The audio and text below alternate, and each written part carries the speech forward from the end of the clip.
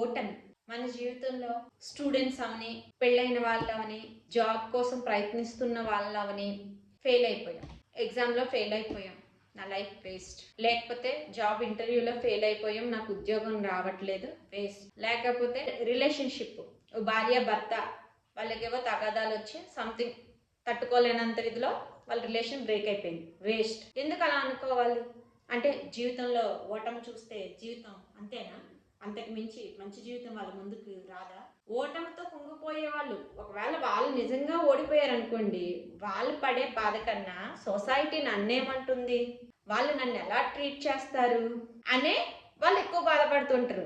నిజానికి ఒక స్టూడెంట్ ఒక ఎగ్జామ్లో ఫెయిల్ అయిపోతే సంవత్సరమంతా చదివాను నేను ఫెయిల్ అయిపోయానే అని బాధపడవచ్చు ఒక 30%. కానీ రిమైనింగ్ 70% మా అమ్మ నాన్న ఏమంటారు, నా ఫ్రెండ్స్ ఏమంటారు, మా రిలేటివ్స్ ఏమంటారు అనే భయమే వాడికి ఎక్కువగా వాడిని బాధలోకి ముంచేస్తుంది అనమాట.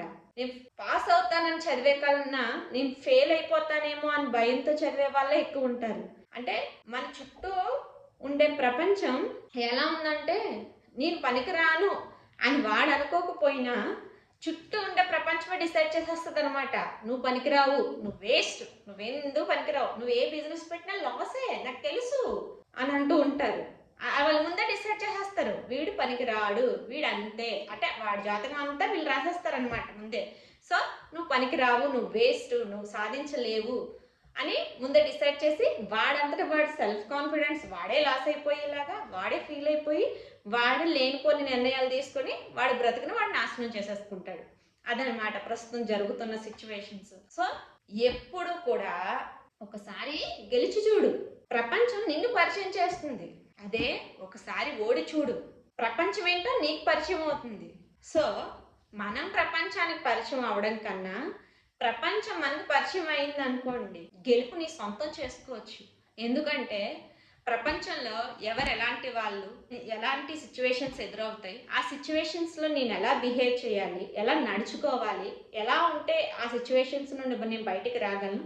ఈసారి ఈ మిస్టేక్ చేశాను, సో నెక్స్ట్ టైం ఈ మిస్టేక్ రిపీట్ అవ్వకపోతే నేను సక్సెస్ అవ్వగలను. ఆ స్పోర్టివ్నెస్తో మనం ముందుకు అడుగు వేయగలం అనమాట. ఫస్టే మనము అయ్యో నేను ఫెయిల్ అయిపోయాను, నాకు ఇంకా రాదు, ఇంకా ఉద్యోగం నేను చేయలేను, సో నన్ను మా అమ్మ తిడుతుంది, లేకపోతే మా నాన్న కొడతాడు, సో బంధువులందరూ ఏమైంది ఇంటర్వ్యూ అని అడుగుతారు, నేను ఏం సమాధానం చెప్పుకోవాలని ఒక చీకటి గదిలో కూర్చొని ఉన్నారనుకోండి, మీరు అక్కడే స్టాప్ అయిపోతుంది. అలా అని వాళ్ళు నెల జీతం తీసుకొచ్చి మీకు ఇస్తారా చుట్టూ ఉన్న వాళ్ళు?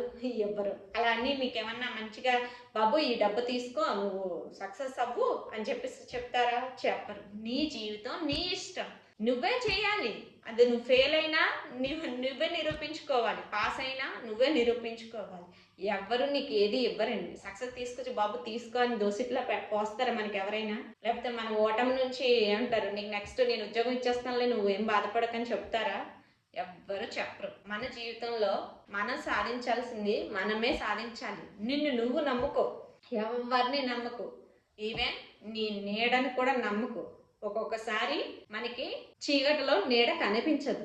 సో మనం మనల్ని నమ్ముకోవాలి, మన మీద మనకి నమ్మకం ఉండాలి.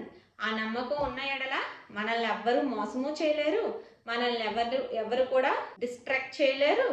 అట్ ద సేమ్ టైం నువ్వేమి చేయలేవు, చేత కాదు అని చెప్పే వాళ్ళ మాటలు కూడా మన తలకి ఎక్కవు. సో ఎప్పటికీ కూడా నిన్ను నువ్వు నమ్ముకున్న రోజు ఖచ్చితంగా నీకంటూ ఒకవేళ ఓటమిని చూసినా, అవును నేను చూశాను, సో నేను ఇక్కడ ఈ మిస్టేక్ చేశాను కాబట్టి నాకు ఇలా జరిగింది, నెక్స్ట్ టైము అది రిపీట్ కాకుండా చూసుకుంటాను, నెక్స్ట్ టైం బెటర్ లక్, నాకు ఇంకా అంతకన్నా మంచి ఆపర్చునిటీ ఉందేమో, ఎవరికి తెలుసు, ఇక్కడతో ఆగిపోతే నేను ఇదే చేసేవాడినేమో, సో దేవుడు నాకు అంతకన్నా బెటర్ పొజిషన్ ఇచ్చాడేమో, సో దానికోసం నేను ఈ విధంగా నేను ఓటమిని చూశానేమో, సో మంచి పొజిషను మంచి గెలుపు నా కోసం వేచి ఉంది, సో దాని గురించి నేను ప్రయత్నిస్తాను, నేను ఇక్కడతో దీన్ని వదలను అని అనుకొని చూడండి.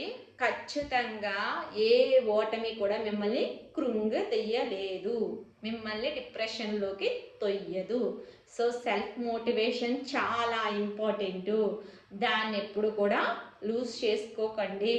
సో కంటెంట్ నచ్చినట్లయితే వీడియోని లైక్ చేయండి, షేర్ చేయండి, అండ్ కొత్తగా చూస్తున్న వాళ్ళు సబ్స్క్రైబ్ చేయండి. మళ్ళీ కొత్త కంటెంట్తో కలుసుకుందాం. Until then, bye bye. Thank you.